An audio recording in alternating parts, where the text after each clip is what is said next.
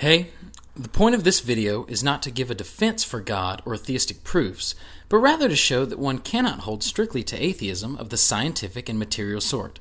Specifically, it will show the views that you must hold if you believe that the only things that exist are physical, material stuff.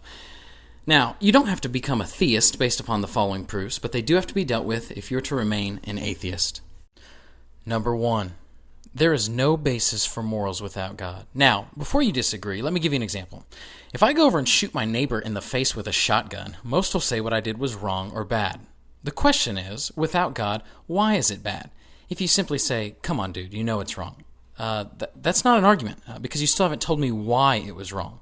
If you say murder is wrong, or it's wrong to impede my neighbor's freedom, you just keep rephrasing the deed I did, but still never tell me why any of those acts are morally bad. What moral high ground are you standing on to give a pronouncement of my wickedness? If you just say it's mean, so? What if killing him better equips me so I can spread my seed and evolve? If you respond and say it's wrong to impinge on his right to live, I'll ask why, and then receive no argument other than it just is, which of course is not an argument. Without God, he doesn't have any right to live in reality anyway. Or if you say society determines what is right and wrong through government, then if I just get enough people to vote a certain way, I can change morals to be whatever I want, so laws cannot determine what's right and wrong. Or if you say morality is what is the most beneficial to the most number of people, then we certainly shouldn't be helping the poor or sick, as getting them out of the gene pool would be most beneficial for the species.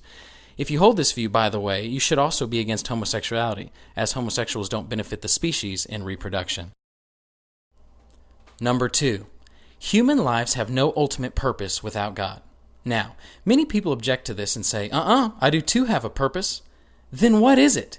It can't be in a job or making money, because you'll eventually die and have none of it. Or you'll use it to help other people who will die and all will be forgotten. You can't say that the purpose of life is just to live or exist. What then is the purpose of just living life? That's a circular argument. To say the purpose of living is to live is a logical fallacy. No effect can be its own cause. You can't say the purpose of life is just to live, because that's not a purpose. That's just sort of the thing you do because you can do no other. If you say, I make my own meaning in life, that's not actually having a purpose, that's pretending. The very fact that you have to give meaning to your life shows that there isn't actually any meaning in it already anyways, which is why you have to invent it.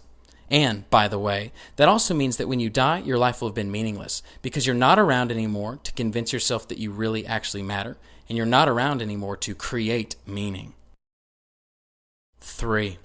We cannot know the ultimate purpose of anything without God. Scientific naturalism is ill-equipped to answer any ultimate questions. For example, if I drop a ball and ask a scientist why the ball sucked to the ground, he will say it is gravity. If I then ask, what is gravity? He will say, the thing that sucked the ball to the ground. Now, he hasn't actually told me what gravity is, but rather just re-described a phenomena we already observed, which was the ball sucking to the ground, and just gave it a new name, gravity. If I then ask, why do larger objects attract other ones? He may give me an answer, and then I'll ask why again, and eventually he'll be stuck and have nothing to say, other than, that is just the way it is. Which doesn't tell me anything, and is another way of saying, I have no idea. Or he'll say that we just haven't discovered it yet, which is itself a faith claim, because it hopes and has faith that his answer is already right, without proof, and is non-scientific. Number 4. Seeing is not believing. Many atheists hold that they will only believe what they can perceive with their senses. If they can't touch it or see it or something, then they don't believe that it exists. Now, there are several problems with this. First, it is a logical fallacy, because it goes like this. I believe my senses because I can feel them. Or, I believe what I see because I can see it. What the heck makes you think that your senses are right? Have you never seen a mirage or had a dream? The very claim, I will only believe what my senses tell me, doesn't even depend on the very thing that it is claiming. Is the phrase, truth is found through sense perception, based on sense perception? No! This argument contradicts itself. Also, if you hold that the only things that exist are material, you have to throw out belief in things that are non-material, like numbers. Numbers only exist as an idea and not as a material object. For example, if I ask you to hand me a number 3, you'll probably draw me a 3 on a piece of paper. I will say, no, don't hand me a piece of paper with a numeral drawn on it, hand me an actual 3. You may then try to hand me 3 objects, maybe 3 pencils for instance, and I'll say, you didn't hand me a number 3, you handed me 1 pencil and then 1 pencil, and then another 1 pencil, and are calling the pencils by the name 3. But you haven't actually given me a number 3. This is because there are things that exist that are not material, that you can't feel or touch or see, like numbers or will or logic or ideas, or dare I say it, God. 5. If your mind was not created by an intelligent being, you have no reason to trust it. If you believe that you are a higher evolved form of goo, then your mind evolved to stay alive, not to find truth. If this is true, and your mind told you God didn't exist, why would you trust it? It may still need to evolve more before it realizes that God does exist. Because it is still evolving, it is still ill-equipped to think intelligently. In contrast, if someone believes their mind is created by a very smart being, they are more consistent in trusting their mind than the atheist. Number 6. Believing that the only things that exist are made of matter fails under its own premise. If you believe that the only things that exist are made up of matter, whether it's atoms or molecules or whatever, then why do you believe this? As that very idea, the idea that the only things that exist are made of matter, is itself not made of matter. And to clarify, an idea or will is not the same thing as a chemical change in the brain. Dead people have chemical brain changes, but they don't perceive ideas. On a similar note, if you think that the only way to find truth is through the scientific method, and you make that claim, the claim of the scientific method is the only valid way of finding truth, that very claim is itself not based on the scientific method. This argument, which is very similar to the one given in number 4, falls under the weight of its own premise. 7. Evolution has flaws that need to be dealt with. First, into what are we evolving? We say that we're progressing, but I'm not really sure what that means because we're never going to actually get there. We're never actually going to get to some magical state where we stop evolving. Into what are we evolving? What are we trying to turn into? Sure, we say we're progressing because we're getting smarter, but how is that better? Because ultimately we just die like rats or cockroaches anyway. We actually reproduced way better as cells than we do now, so maybe we're actually devolving. But anyway, you also need proof to fill in the fossil records. You need to know how complex organisms develop when several mutations are all needed at once to make it work. And, most importantly, you have to know how life arose in the first place and what started everything, as everything is being affected by motion and causes. The popular atheist Richard Dawkins believes that the only purpose of a gene is to replicate itself. And then that gene's job is to replicate itself, to make more genes that replicate themselves. But why? Why would genes replicate themselves at all if their job is just to replicate other genes without a purpose?